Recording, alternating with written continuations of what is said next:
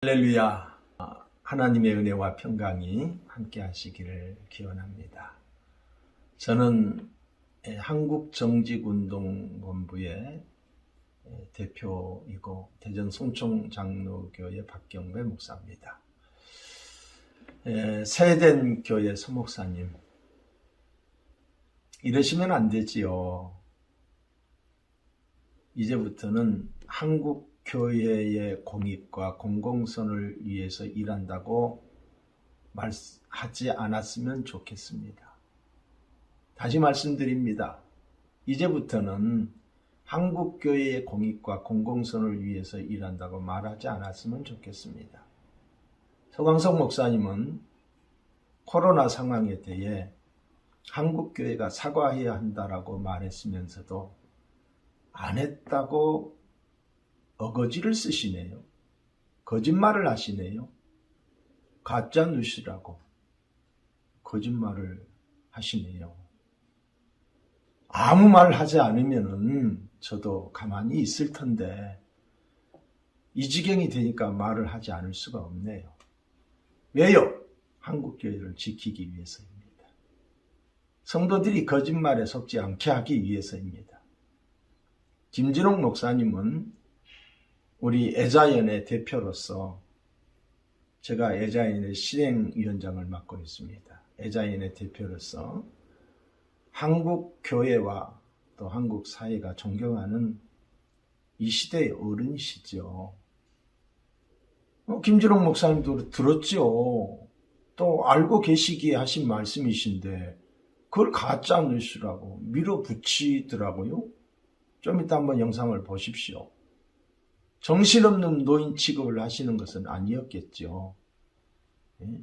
거짓말 하시면 안 되죠. 아나니아 삽비라 혹시 아시나요? 그것도 주일날 강단에서 성도들에게 어떻게 그렇게 거짓말을 하십니까?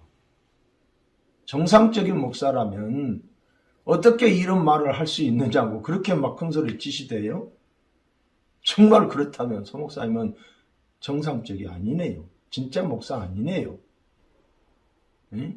정부가 확실하게 또 뭐 대항을 했다라고 막 큰소리 치시던데 제가 한번 묻고 싶어요. 무엇을 그렇게 확실하게 대항했습니까? 정부가 하자는 대로 지금까지 특별히 이 코로나 문제에 있어서는 질질 끌려오지 않았습니까? 내가 이런 사람인데 또 과시도 하대요? 이야, 참 대단하시네요. 내가 이런 사람인데. 목사님이 어떤 사람인데요? 목사님이 어떤 사람입니까? 언제부터 이렇게 되었어요? 목사님 때문에 한국교회가 걱정입니다. 더 이상 한국교회 공공선을 위해서, 공익을 위해서 일한다고 말하지 말아주십시오. 왜 거짓말로 그런 말을 하십니까? 목사님을 위해서 기도하겠습니다. 송황석 목사님, 김진호 목사님이 저희 아다시피 예자인의 대표입니다. 공동대표이기 때문에 그래서 제가 또 이 말씀을 드리겠습니다. 송황석 목사님이 교회가 왜 정부에 사과해야 됩니까? 정부가 교회에 사과해야 되지. 왜? 작년에 사과해가지고 교회가 쫄딱 망한 거 다 알고 있거든요. 이 실제 영상을 한번 보겠습니다. 딱 내부의 힘을 가지고 정신력을 가지고 나가면 일제시대에는 그 신사참배 순교도 하고 캐톨릭도 다 손들어 버리고 불교도 손들어 버리는데 기독교는 개신교는 끝까지 나갔잖아요. 이런 교회에 가지고 있는 잠재력, 정신적인 에너지를 보여줘야지. 근데 이제 아까 무슨 목사? 소광석 목사? 그 사람은 조금 그런 얘기 하되 교회가 정부에 사과해야 된다 그런 얘기 한 것 같던데 나는 나하고는 생각이 좀 다른데 정부가 교회에 사과해야 되지 않나? 그냥 처음부터 중국 사람 안 막은 거 정부 실수고 의사들 회피해서 7번인가 8번이나 중국 사람 막아주시오 했네. 정부가 안 막았잖아요. 그러니까 정부가 교회에 사과해야지 교회가 정부에 사과해야 된다. 그건 신천지 교회가 그 말하면 맞지. 우리 교회는 그런 건 아닌데 그 사람은 왜 잠깐 좀 헷갈린 게 아닌가? 응? 그거는 일을 많이 하시대요. 뭐 니나 내나 과로하다 보면 좀 헷갈릴 때가 있어요. 지금은 그래 생각 안 하겠지요. 제가 존경하는 분이 하신 거예요. 뭐 보통 사람들이 하는 게 그런 뭐 내가 상관도 않고 뭐 할라 마라 말라 마라 하는데, 근데 이제 그 지도자, 좀 존경감 받는 분의 위치, 오늘 뭐 주보에도 그런 말을 썼습니다만은, 근데 내용이 뭐냐? 소강성 목사, 한국교회가 잘못한 것을 정부한테 사과해야 한다고 하되, 내가 그 얘기를 듣고 깜짝 놀랐어요. 참, 여러분, 소강성 목사를 떠나서 이게 진짜 정상적인 목사라면, 천백인 장로는 정상적인 목사라면 이런 말을 할 수 있겠습니까? 이런 말을 왜 합니까? 이런 말을. 예. 참, 여러분, 제가요, 이건 완전히 인포데믹, 정보 전염병, 가짜 뉴스죠. 제가 정부와 대항할 때는 확실하게 대항했는데, 참, 확실하게 대항했는데, 근데, 제가 이런 사람인데, 어떻게 교회가 정부에 사과한다는 말을 어떻게 한단 말입니까? 내가 그래서 다른 분은 전화할 필요 없어요. 내가 그분 존경하니까 내가 직접 전화했어요.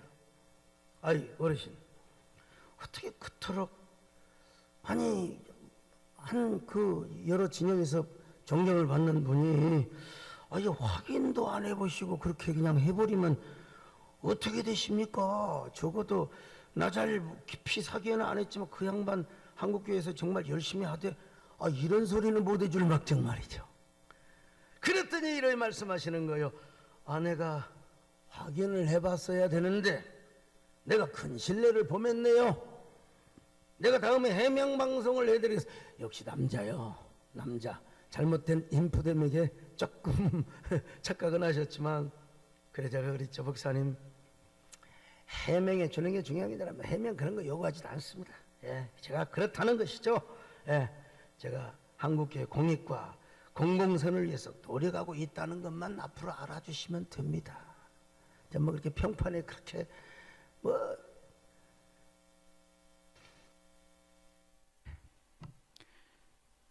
뭐라고 그럽니까? 앞에 김진홍 목사님 한 게 가짜뉴스다, 공개적으로 이야기하잖아요.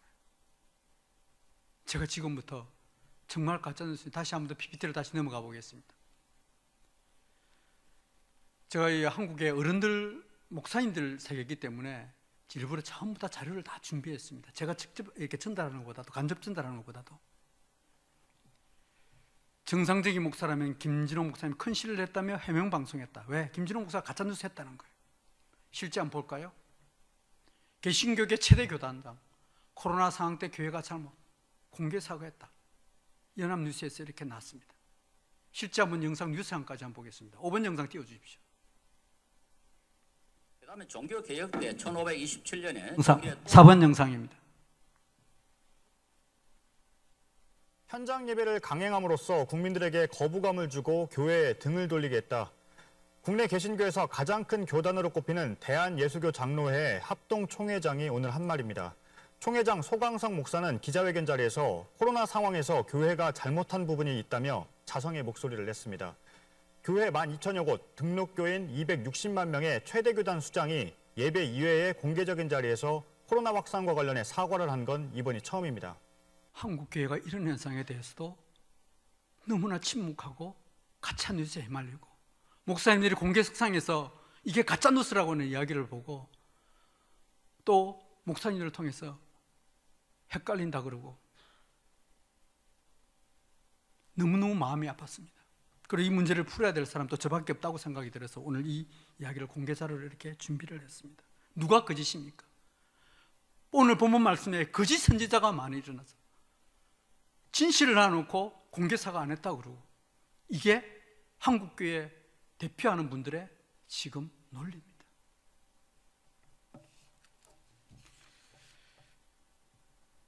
지금 한국교회 정말 이깁니다. 가짜 뉴스라고 또 자기의 주장을 해서 변명하고 가장하고 이런 현상을 보면서 너무나 안타까운 사실입니다.